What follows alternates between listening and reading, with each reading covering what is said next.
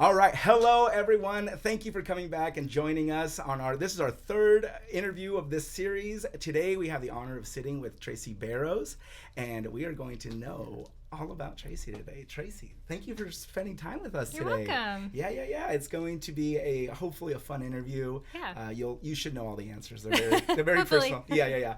And so I kind of just want to jump right in, and I want to know what motivated you to be on our board. What pushed you to be in the position you're in today? What was that motivating factor for you? Well, I'm a school psychologist in my day-to-day world. Nice. And so primarily I do a lot of work with special education, supporting students with their social, emotional, mental health needs, working with students with learning disabilities, all sorts of, kind of special needs and things like that. And so really it was that perspective, and it's the work that I have in the schools, that day-to-day perspective that I think really when you're making decisions about education, I feel like that perspective of somebody in education, but also the unique perspective that I have from not actually being a classroom teacher, but kind of working at a systems level and kind of getting a bird's eye view of how things work in the district. But, that day-to-day experience in a building is really the perspective that I wanted to bring to the board.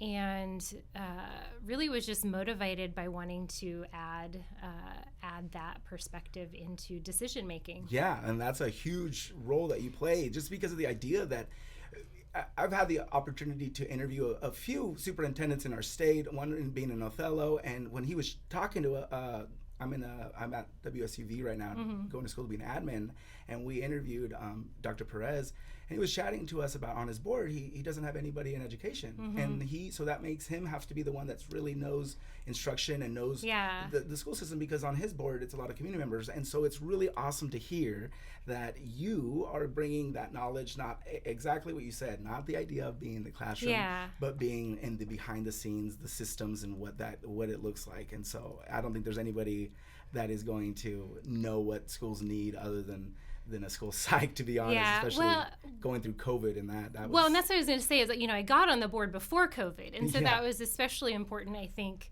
when I was elected in 2019, I felt like that was a very important perspective. But then having gone through COVID, pandemic, remote learning, I think we all recognize that students' social emotional needs and mental health needs are significant right now. 100%. And so, I'm very fortunate that I can add that perspective. Yeah, and we're very currently. Fortunate. So yeah, and we are all. And Vancouver Public Schools is very fortunate to have you on our team, because that is a huge role. Well, that I know that you're making great decisions on that. And so, the question that I want to ask you next is, could you let us know maybe what your day-to-day or your week-to-week looks like as a member of the board? Just letting the community know. For me personally, I'm a teacher. I don't know what your work looks like. No. I know that you go to meetings, but what else does it look like? Well, and I think I'll start with what we don't do, because I think a lot of people, don't really understand the work of the board. A lot of people, I think that we work, day to day in the school district, that we're like salaried employees of the district. And we're not. We don't, I don't have an office here in the district. I don't work in this district every day. And so some of the things that people reach out to us for are, we end up rerouting to people that are more appropriate, because they're more administrative decisions and things like that. And so I think that misunderstanding of, that we're at the top, we're running everything in the district is actually not quite true. We have one employee, and that is the superintendent. And so the superintendent then kind of runs all the administrative day-to-day things in the district. So, day-to-day duties, I would say, it's a lot of, responding to emails or just hearing, concerns from the community.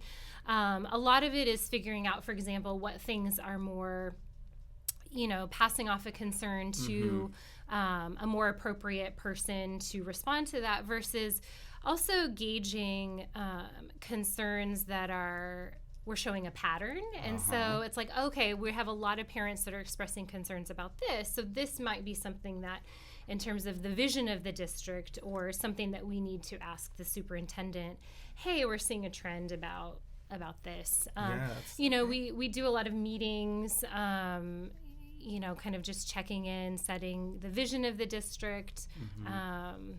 You know, I would say a lot of our duties are more, you know, things like we hire the superintendent, we evaluate the superintendent, we, you know, approve the budget. So there are things that kind of come up. There's kind of waves and ebbs and flows. Yeah, because you guys are, our members are members of our community, right? First and foremost. And so, and then I think it was Sandra that was saying that, I mean, she used the word volunteer work, and I understand that I feel like you guys get some stipends for some things, but most of it is minimal. Literally, I want to say it's very minimal. So you have to have a 9 to 5, and that's why you're a school psych, and so. But for me, I feel like it's something that our community, when you see, especially because of the way that you go into those board meetings, it's very official. You have your name on your placard, and so people think that you work for Vancouver Public Schools and you are, you know, salaried. You've gone to school to be a member of the board, but it's absolutely you are just a member of the community that wants to give your voice and speak for hopefully everyone in our community. Yeah, and I think we're almost like the go-between between the district and the community in terms of the community is telling us this, we go to the district with that, versus the district also is doing some important work around certain things, and so we can communicate that to the community. So kind of that. And you guys are like the checks and balances of the school district. Yeah, exactly. That's so a it's good way very to put important to have, you know, some wise people up on our making those decisions for us. So now that we know that you're a member of our community, kind of what is your connection to Vancouver? How long have you lived here? Are you from here? How long have you been here? Yeah, I'm not from here originally. I moved to Vancouver as an adult in 2008. And I moved here from Hawaii. I'm not from Hawaii. I'm originally from Ohio, so I've kind of been, you know, all around the country. Nice. And so I met my husband when I first moved to the area. My husband is also an educator. He is a 4th grade teacher at Endeavor Elementary, so we're very much involved in public education in our house. Awesome. So yeah, I love living here. I moved to Portland in 2008 and to Vancouver in 2009. So I've been here for a while. All right. Yeah, my wife is actually an administrator over at Sarah J. Okay. And I'm right now a dual language coach over at King. And so the idea is, I hear you. And that's exactly people always ask us, like, do you guys get sick and tired? Because what do you guys talk to each other about? And no, I met my wife in college, and so I feel like we've grown up together, to be honest. And then our opinions of education are very aligned. Yeah. So we've kind of.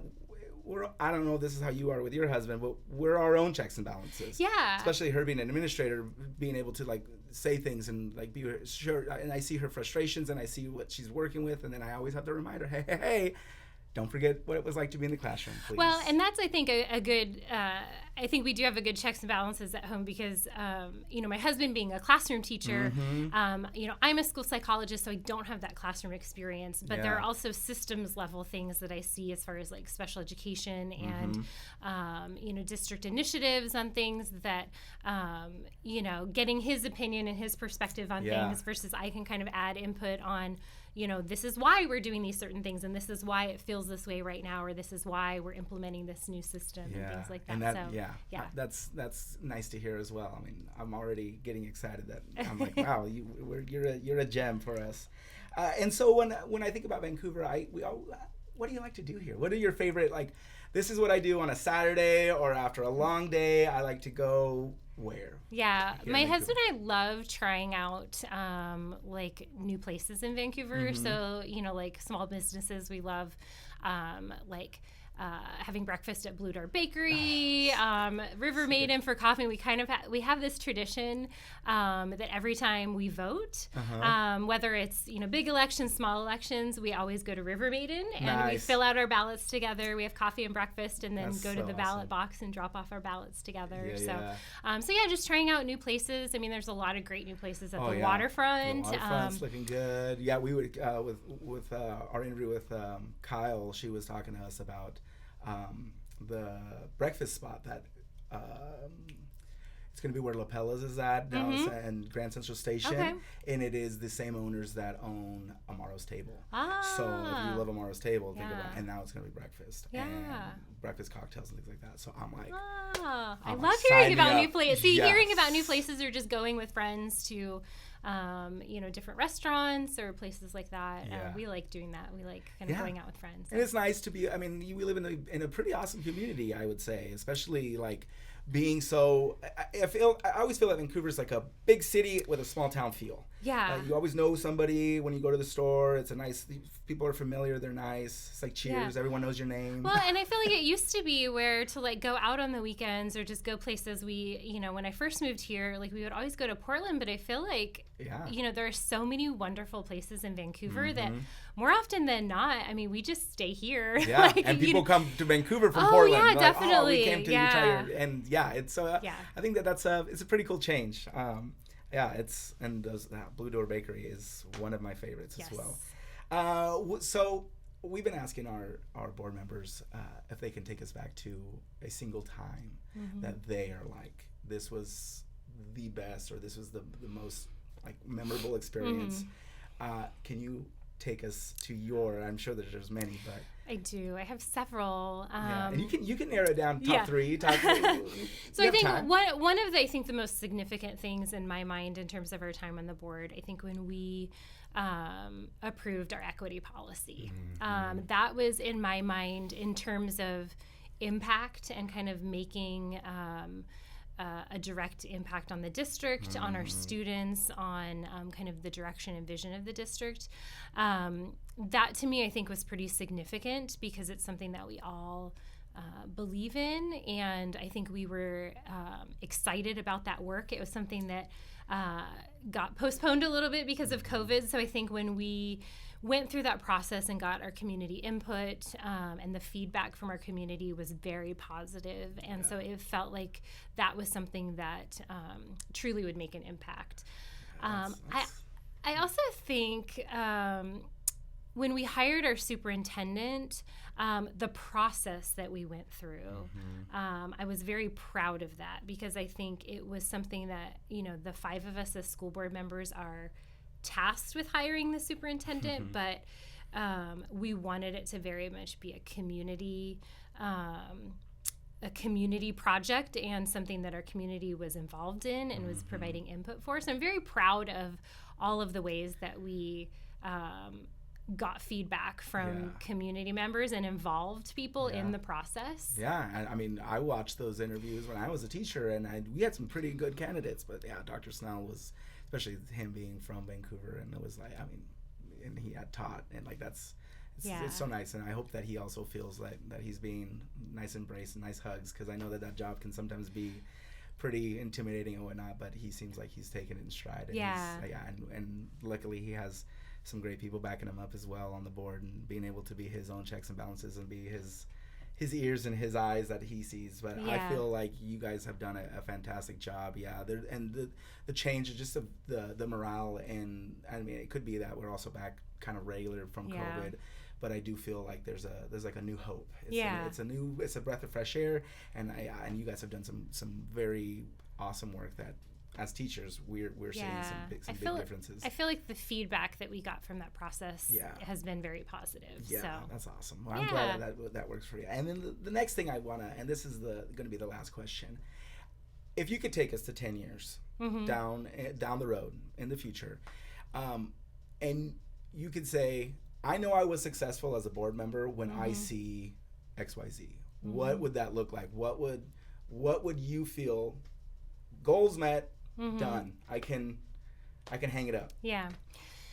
I think seeing policies that we have approved and put into place that are kind of standing the test of time. I think, for example, with our equity policy, I think that's a policy that should always be re-looked at, made sure that it's still relevant, updating it. But I also think that when we approved it, it was meant to be a policy that wasn't just check, we have an equity policy, but really something that drives the rest of the work that we do in the district. And so I think seeing, and we've used that when we're looking at program changes, when we're looking at, what do we need to improve about this program or this type of process that we're using. And I think seeing that is being used as kind of the cornerstone or foundation of decisions and is being consistently kind of looked at and kept in mind and kept at the forefront. I think that's one of those things that I think I will feel successful at this job, that has kind of been something we put in motion and has kind of continued to stay in motion without needing us to constantly be reminding people that, hey, does this align with our equity policy? Don't forget, and it could be very easily that it's just a box to check off, but it sounds to me, and I feel like it sounds to the rest of teachers that you guys are very aligned, and you guys have done some fantastic work that's very meaningful, not only for teachers, but for our community and our kids. But we are, just getting to know you in the last couple minutes, I feel like you are a unicorn. We are very honored to have you on our team, and the fact that you have a husband education and that you also bring that voice. It's sitting here with not only you but with Sandra and with Kyle as well. It's kind of opened my eyes to know that we have some pretty awesome people on our board. Yeah, we really do. I think we're a great team. We have different, perspectives and different, which is nice. Yeah, and so we also have a very common shared vision and values that are the same. We care about our kids, we care about our schools and our educators and our families, but I think we offer different perspectives to where when we've had conversations and had maybe things where we don't agree, we all kind of come back to that shared vision, and we do, as a team, I feel like really get along with each other, and so we're able to bring up different perspectives or differences of opinions in a very respectful way, and so awesome. I feel like that's really important right now. So great. All right, well, that was a fantastic interview, and thank you so much for spending the evening with us. I know you probably had a long, busy day at work, but it's nice to be able to sit down with you.